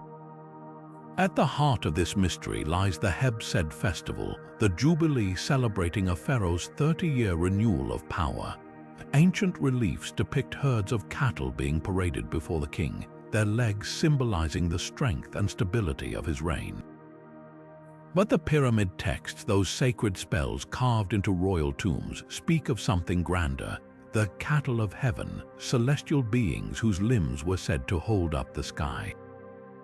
By mummifying these ox legs, Merenna's priests may have been performing a cosmic metaphor, transforming slaughter into sacrament, offering the gods not just meat, but the very pillars of the universe. The chamber's architecture deepens the enigma. Unlike traditional storage rooms, this space features a sunken trough lined with natron, the same salt used to preserve human mummies. Scratches on the walls suggest hooks once hung from the ceiling, suspending the legs mid-air as if frozen mid-stride. The symbolism is palpable. These weren't dead animals but eternalized motion, a herd forever journeying between realms. Forensic analysis adds another layer. Many legs show healed fractures, proof they belong to aging temple cattle, animals revered as living incarnations of the bull god Apis. Their selection wasn't random, it was curation, but the most haunting detail, a single, unwrapped leg placed at the chamber's center, its bone polished to a shine and inscribed with a phrase from the pyramid texts, "The king runs with the sky's gate." Was this a divine stand-in, a proxy for Merenna himself to join the celestial herd in death, or a grim reminder that even pharaohs are but flesh and bone beneath the stars?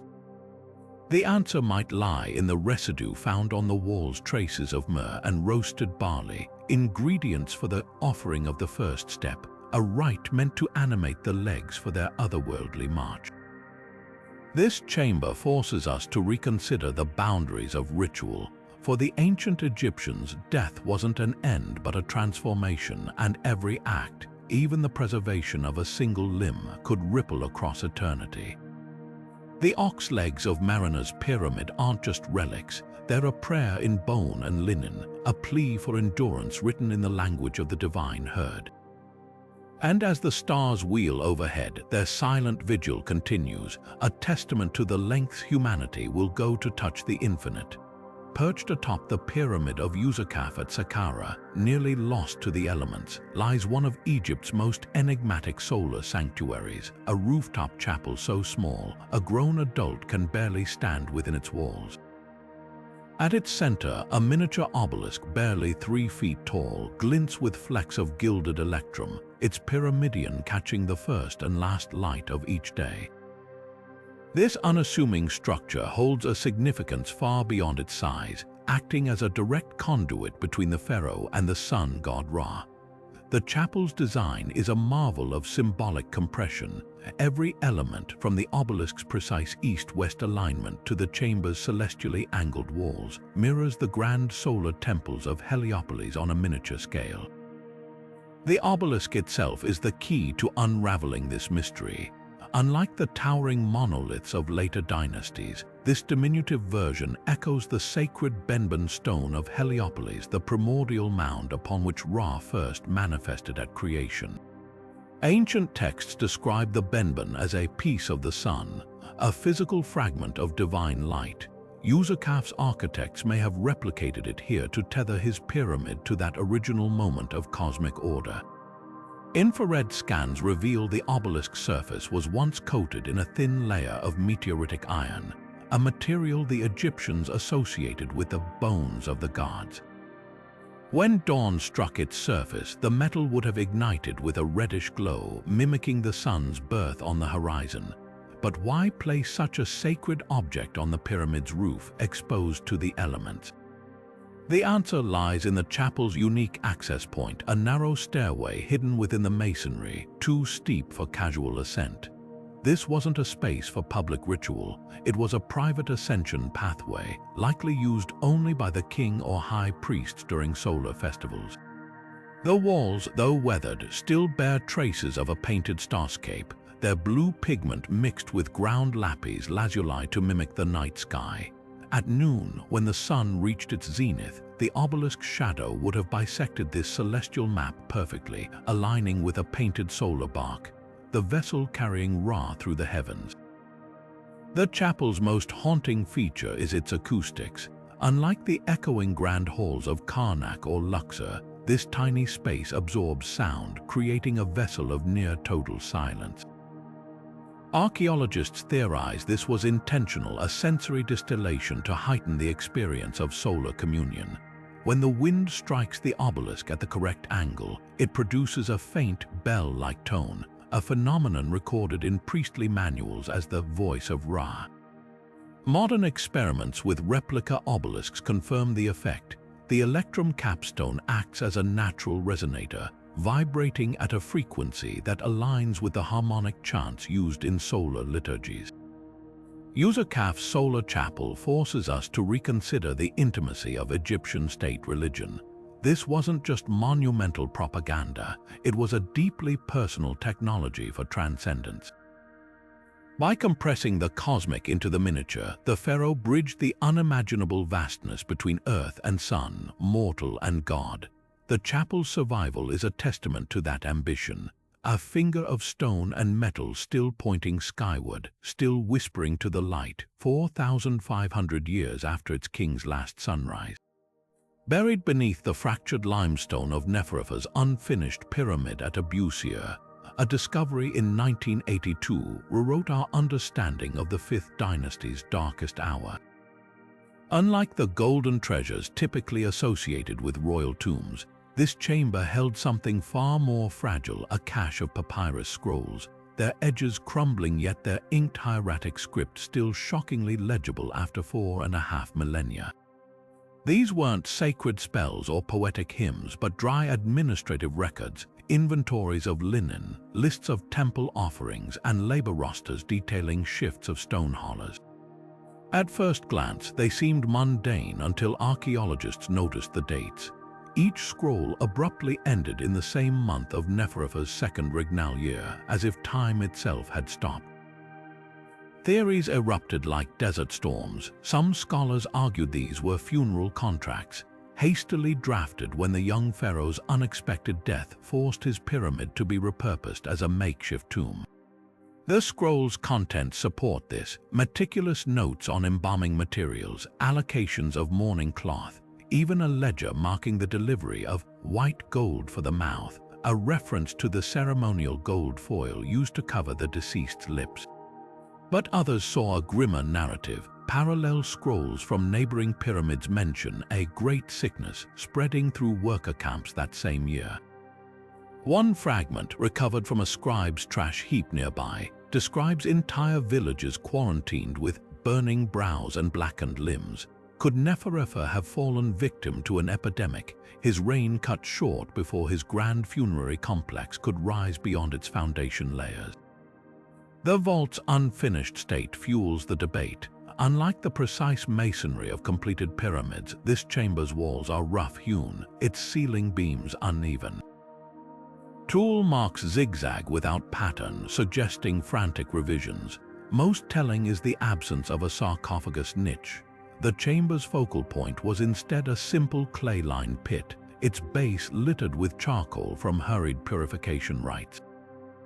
Yet the scrolls were stored with reverence, nestled in reed boxes sealed with resin and stamped with the royal cartouche.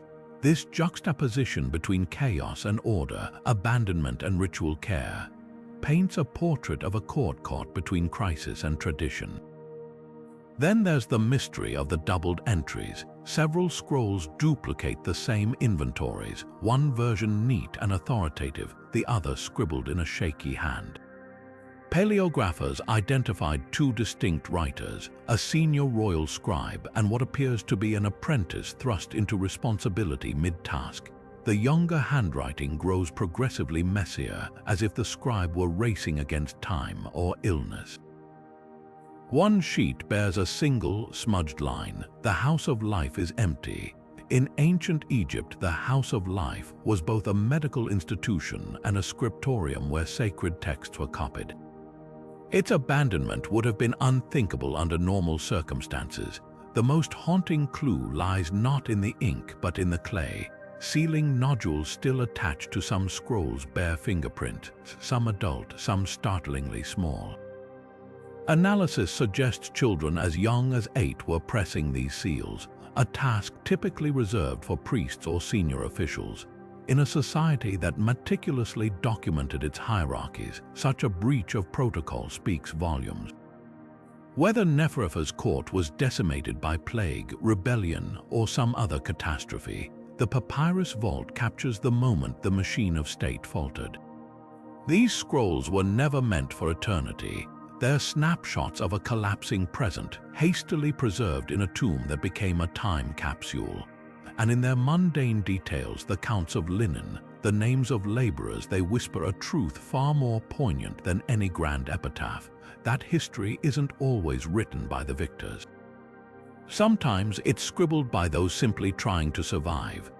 The story of the Pyramid of Menkaure takes a dramatic twist in 1837, when British explorer Howard Vyse blasted his way into the pyramid's lower chambers only to find one completely submerged in water. The murky depths revealed a sight that still haunts archaeologists today: a sarcophagus carved from flawless black basalt, its surface so polished it reflected the flickering torchlight like a dark mirror. This wasn't just any burial vessel, it was a masterpiece of Old Kingdom craftsmanship, its edges beveled with geometric precision, its lid etched with stars to mirror the night sky. But here's where the mystery deepens. Vyse's meticulous field notes describe something even more extraordinary resting inside: the faint outline of a blade, its shape unlike any traditional Egyptian dagger. His sketches show a tapered, almost leaf-like form with a note scrawled in the margin: "Metal not of this earth." The blade's composition became the subject of fierce debate.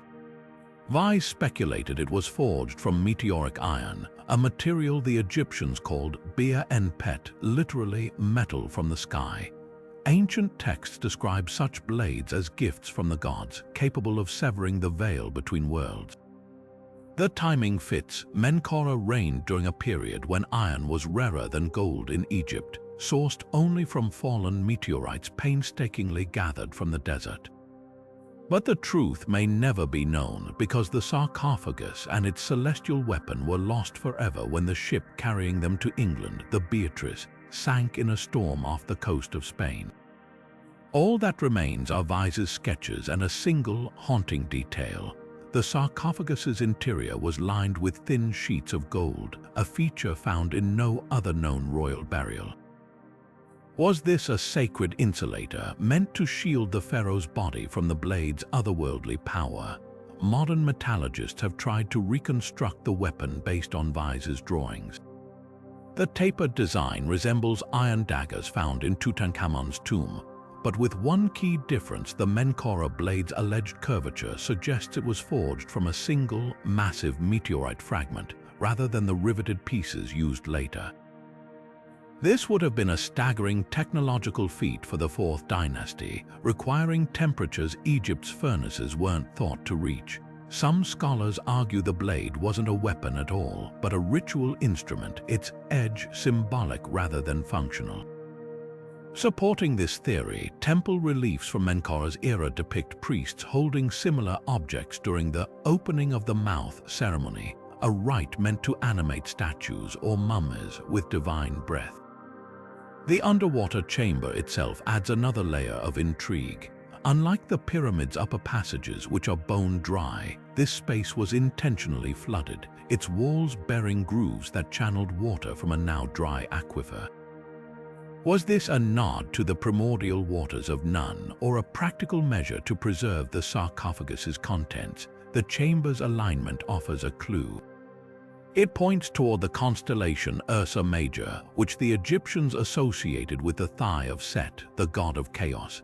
By submerging the sarcophagus in a celestial mirror of Set's domain, Menkaura's architects may have been performing a cosmic counter ritual using the blade's meteoric iron, a substance linked to the violent birth of stars, to trap chaos beneath the weight of the pyramid itself. All we have left are questions. Did the blade hum when struck, as some meteoric iron does? Was it etched with the same star maps that adorned the sarcophagus lid? The Beatrice took those answers to the seabed, leaving us with only shadows on parchment and the echo of a lost king's last defiance. A weapon forged from the heavens, buried in the deep, guarding secrets we'll never hold. From star-aligned passageways to submerged crypts humming with forgotten rituals, these 30 chambers reveal pyramids not just as tombs, but as multidimensional machines engineered for purposes we're still unraveling. Think about the scale: the big void, staggering emptiness, a structural marvel defying gravity. The west side cavities, hidden counterweights, evidence of ancient engineering genius. The Osiris shafts, waterlogged depths where priests may have drowned relics to harness their power. Each space is a coded message, some chambers anchored to the cosmos with celestial precision, others stockpiled with weapons as if preparing for battles beyond death. The ox limbs of Merina's pyramid, mummified by the thousands, whisper of sacrifices transcending practicality, while Hatshepsut's defaced chapel screams the political fury that sought to erase her from history. What unites them? Every chamber shatters the monolithic myth of pyramids as mere burial sites. They were spiritual power plants, astronomical observatories, even psychological weapons, architectural chess moves in a game between kings and gods. The precision of their alignments proves these weren't haphazard additions but deliberate components of a grand design. Consider the acoustic mastery of Ramses' echo chamber, where sound bends to mimic divine voices, or the electrum-clad obelisk of Userkaf's rooftop sanctuary, channeling sunlight into ritual. Even failures like the bent pyramid's jagged upper chamber reveal the desperation behind their perfection blueprints, revised in real time as architects raced against collapse. Now it's your turn. Which of these hidden worlds resonates most? The flooded crypt where a pharaoh's arsenal waits eternally, the sealed shaft where a robot glimpsed red-painted hieroglyphs no human has seen. Or perhaps the papyrus vault of Neferefer, its scribbled inventories frozen mid-sentence by catastrophe. The stones are still speaking. New chambers emerge with every scan, every breakthrough, so tap that subscribe button and join the conversation below. The next discovery might rewrite history before our eyes, and you won't want to miss it.